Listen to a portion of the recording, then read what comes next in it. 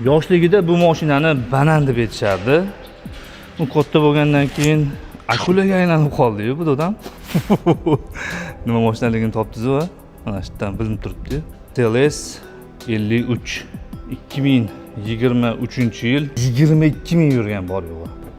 3 litli turbina motorda salonga bitta xamer qilasiz. O'ja bilan Alcantara kombinatsiyada Mercedes-Benz salonni chiroyli deydigan bo'lsangiz, videoga bitta laykga tirsillatib yuborasiz. Ana endi bu toychoni bitta ovozini eshitamiz.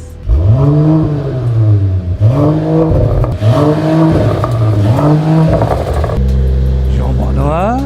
Bagajni ochilishini qarang. Gap yo'q. Orqa tomonida aynan shu bananga o'xshagan faralar uchun banan deb atalardi. O'zgarib ketdi zamon. Yoshligida banan bo'lgan mashina katta bo'lib akulaga aylandi. Perforatsiyali opolniy diskalarning chiroyliligini qarang. Krasavchika. Nima deysiz? Yangi bananni olgan bo'larmidingiz yoki eski o'zini o'sha 2017 modeli eski ko'rinishda xullas qaysi biri sizga ko'proq yoqadi? Kommentariyaga yozib qo'ying. Mashina holati juda ham tiniq ekan. Kraskalarini toza deb aytdilar.